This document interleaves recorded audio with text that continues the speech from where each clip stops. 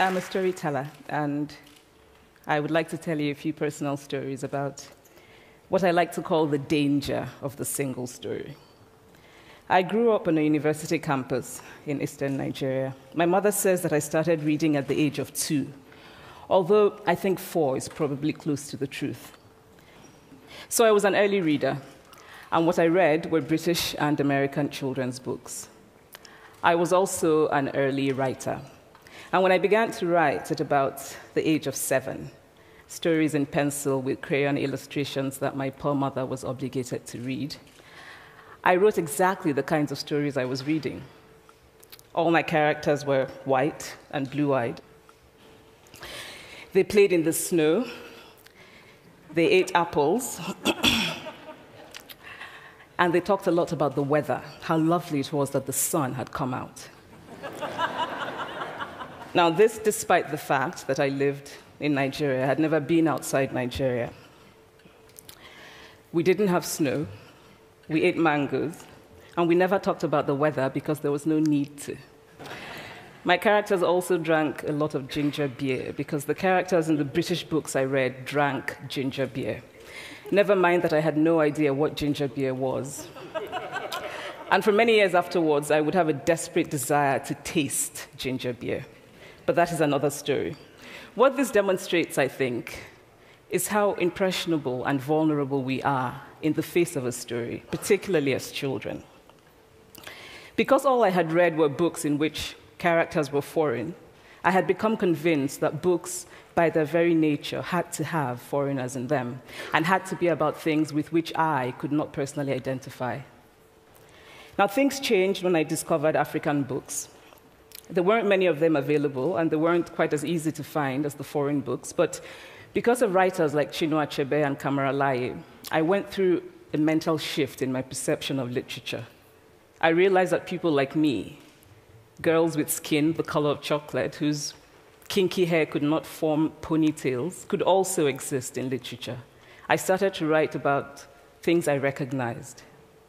Now, I loved those American and British books I read. They stirred my imagination. They opened up new worlds for me. But the unintended consequence was that I did not know that people like me could exist in literature.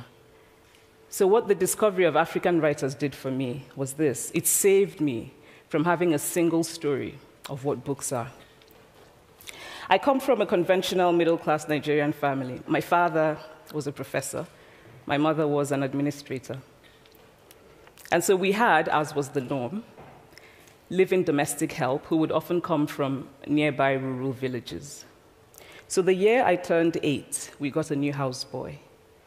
His name was Fide. The only thing my mother told us about him was that his family was very poor. My mother sent yams and rice and our old clothes to his family. And when I didn't finish my dinner, my mother would say, "Finish your food. Don't you know people like Fide's family have nothing?" So I felt enormous pity for Fide's family. Then one Saturday, we went to his village to visit. And his mother showed us a beautifully patterned basket made of dyed raffia that his brother had made. I was startled. It had not occurred to me that anybody in his family could actually make something. All I had heard about them was how poor they were, so that it had become impossible for me to see them as anything else but poor. Their poverty was my single story of them. Years later, I thought about this when I left Nigeria to go to university in the United States. I was 19. My American roommate was shocked by me. She asked where I had learned to speak English so well and was confused when I said that Nigeria happened to have English as its official language. She asked if she could listen to what she called my tribal music and was consequently very disappointed when I produced my tape of Mariah Carey. She assumed that I did not know how to use a stove. What struck me was this. She had felt sorry for me even before she saw me. Her default position toward me, as an African, was a kind of patronizing, well-meaning pity. My roommate had a single story of Africa, a single story of catastrophe. In this single story, there was no possibility of Africans being similar to her in any way, no possibility of feelings more complex than pity, no possibility of a connection as human equals.